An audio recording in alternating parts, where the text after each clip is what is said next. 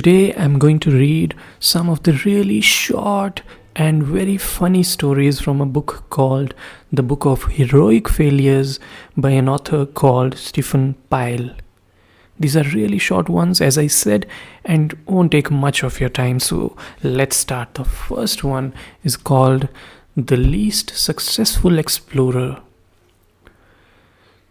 Thomas Nuttall, 1786 to 1859, was a pioneer botanist whose main field of study was the flora of remote parts of Northwest America.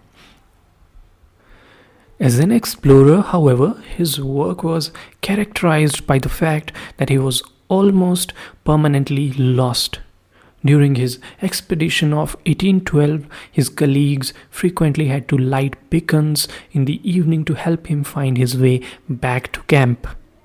One night, he completely failed to return and a search party was sent out. As it approached him in the darkness, Nuttall assumed they were Indians and tried to escape. The annoyed rescuers pursued him for 3 days through bush and river until he accidentally wandered back into the camp.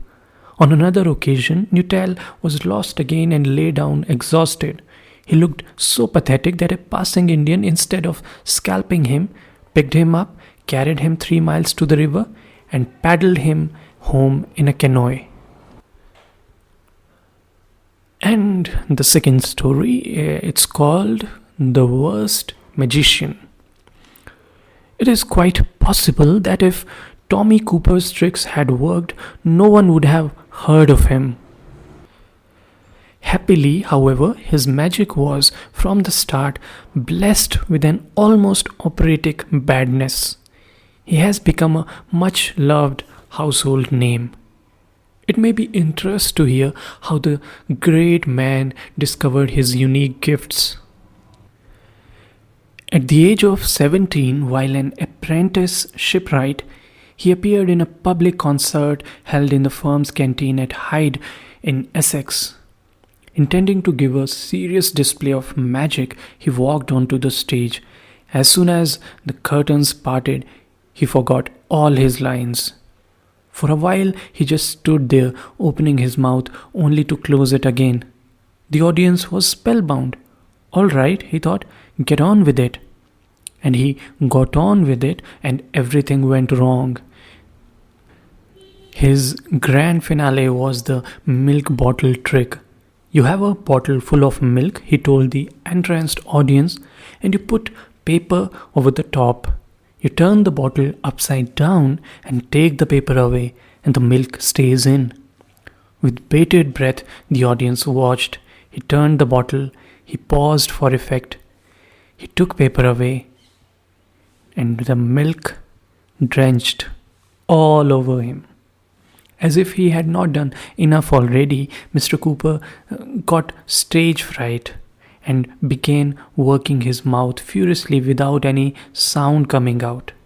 At this point, he started to tremble and walked off, perspiring heavily. Once in the wings, he heard the massed cheers of a standing ovation. His future glory was assured. And the last one is called The Least Successful Executions. History has furnished us with 2 executioners worthy of attention. The first performed in Sydney in Australia.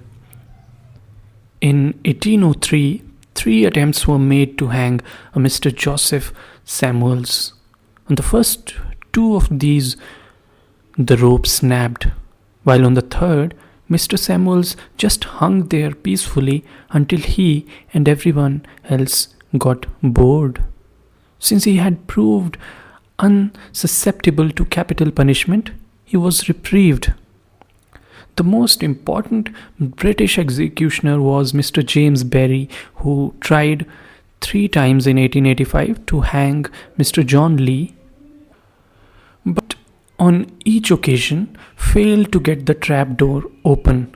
In recognition of this achievement, the Home Secretary commuted Lee's sentence to life imprisonment. He was released in 1917, emigrated to America, and lived there until 1933.